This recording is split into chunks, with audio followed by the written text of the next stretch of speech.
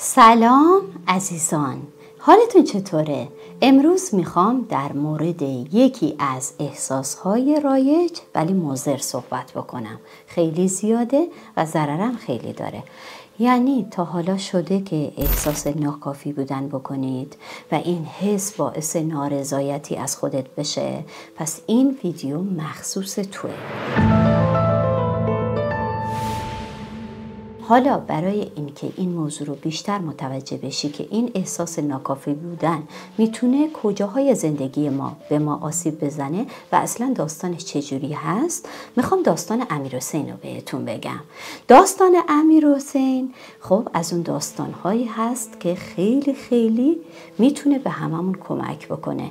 یادمه وقتی که برای اولین بار توی یکی از جلسات تیمی داشتیم موضوع پیج رو مشخص میکردیم که چی باشه، من گفتم حس کفایت، روی این موضوع کار بکنیم و نگاه عجیبی به من داشت وقتی اینو گفتم، انگار اصلا نمیخواست این موضوع رو قبول بکنه. یه لحظه سکوت کرد و بعد دستش رو محکم روی میز زد و با لحنی تعجب‌آمیز گفت که احساس کفایت این دیگه چیه؟ به نظرم اصلا موضوع خوبی نیست برای پیج. امیرحسین با انرژی و اعتماد به نفسی که همیشه توی کارهای روزمره‌اش داشت، این ایده براش خیلی عجیب بود. یعنی به نظرش می اومد که صحبت کردن از حس ناکافی بودن یا احساس کفایت برای پیج و محتوا اصلا جذابیت نداره و حتی شاید مخاطب‌ها رو هم جذب نکنه، اصلا فیدبک نده، اونا هیچی نفهمن. بنابراین هیچ کار بیهوده‌ام که قراره که انجام ندیم. و منم اون روز بچه‌ها بحث رو دیگه ادامه ندادم، چون دیدم که امیرحسین عزیز نیاز به زمان داره تا زمان بگذره از این موضوع تا این موضوع رو بهتر درک بکنه. البته روزهای دیگه می اومدم توی تیم در این موضوع صحبت میکردم که موضوع پست و استوریا چی باشه و همه اینا. کم کم چی شد؟ اوضاع بهتر شد. اما چیزی که جالب بود اینه که این موضوع دست از سر امیرحسین بر نداشت. یعنی هر چند روز یک بار وقتی که داشتیم با هم در مورد اون پروژه ها یا کارهای تیمی حرف می زدیم، می دیدم که کم کم داره به این موضوع فکر میکنه. قشنگ تو فکر می رفت و انگار چیزی تو ذهنش تغییر کرده بود. یه روز که دوباره نشستیم دور هم با بقیه بچه ها، خودش شروع کرد به حرف زدن، به صحبت کردن. گفت که یادتونه که اون روز در مورد احساس کفایت صحبت کردیم؟ راستش چند وقتیه دارم بهش فکر میکنم. شاید اون روز درست متوجه نشده بودم، ولی الان میبینم که این موضوع واقعا توی زندگیم وجود داره.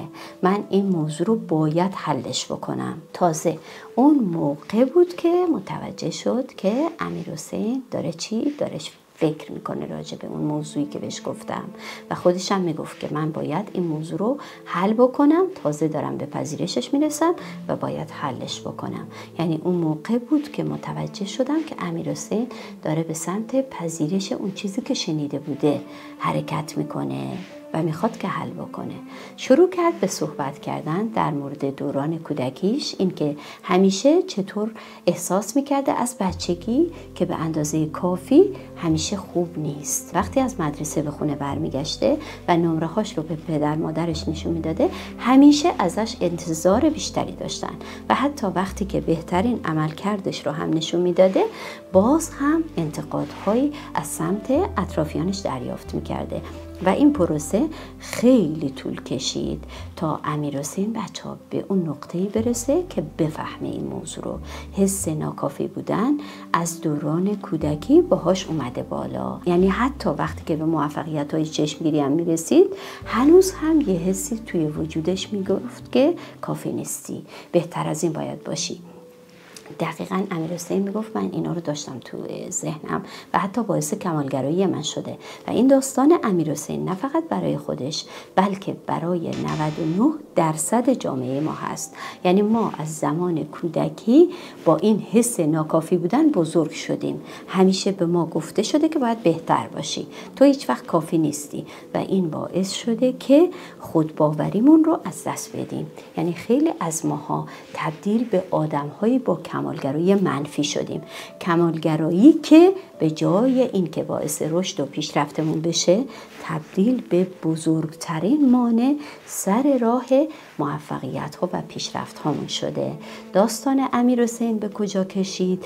نهایتاً امیرحسین با پذیرش این موضوع تونست قدم‌های مهمی رو برای تغییر خودش برداره و شروع بکنه به کار کردن روی احساس کفایت درونیش و این همون چیزیه که ما باید از این داستان یاد بگیریم. این که کافیه که به خودمون باور داشته باشیم و قدم به قدم تو زندگیمون پیش بریم، چون این حس توی ناخودآگاه اغلب ماها نشسته، وجود داره و قرار گرفته. حالا چند تا از راهکارهایی که به امیرحسین گفتم به شما هم میگم برای اینکه شما آزاد بشید از حس ناکافی بودن و روی موضوع کار بکنید. حس ناکافی بودن عزیزان من یکی از چالش‌های زندگی ما هست که میتونه تاثیر بد نه تنها روابطتون، حتی روی سلامتیتون، کارتون، حتی سلامت روانتون. یعنی این حس بهت میگه که به اندازه کافی خوب نیستی و مانع تلاشت برای رسیدن به هدفات میشه. ولی وقتی که تو نگرشت رو تغییر بدی و چند تا تمرین ساده انجام بدی، میتونی این حس رو کم بکنی، اصلا بشناسیش و بعد شروع بکنی به کار کردن روی این حس. حالا چه دوره‌ای کار بکنم، چه چیزی رو باید بگذرونم؟ پس اول افکار منفیت رو شناسایی میکنی. اگر خودت از خودت انتقاد میکنی دیگه این کار رو نمی کنی، چون وقتی که افکار منفی به ذهنت خطور میکنه تلاش بکن که با واقعیت‌های مثبت جایگزینش بکنی. مثلا اگر به این فکر میکنی که توی کاری حسابی خوب نیستی، یادت بیاد که تو چه کارهایی رو توش موفقیت داشتی و به نتیجه خوب رسیدی. دومین کار تمرکز کردن روی نقاط قوتته. یعنی به جای اینکه روی نقطه های ضعف تمرکز بکنی، روی نقاط قوت تمرکز بکن. خب یعنی یک لیست از موفقیت ها و دستاوردهات رو تهیه بکن یا دفتر ثبت موفقیت هات رو و هر روز روش مرور بکن. این کار بهت کمک میکنه که ببینی چقدر توانایی داری، بهت چقدر انگیزه میده که شما با چالش هات روبرو بشی. خب کار سومی که میتونی بکنی مقایسه هست با خودت. یعنی خودت رو با خودت مقایسه بکن، نه خودت رو با بقیه، نه با دیگران، و بررسی بکن که چه پیشرفت‌هایی نسبت به گذشته داشتی. این کار بهت کمک میکنه تا روی رشد خودت تمرکز بکنی و احساس پیشرفت داشته باشی. موضوع چهارم، هدف‌هات رو مشخص بکن، هدف‌هایی که واقعیت داشته باشه. خب چون این کار بهت کمک میکنه که توی زندگیت پیشرفت بکنی و حس موفقیت داشته باشی، احساس بکنی که داری رشد میکنی.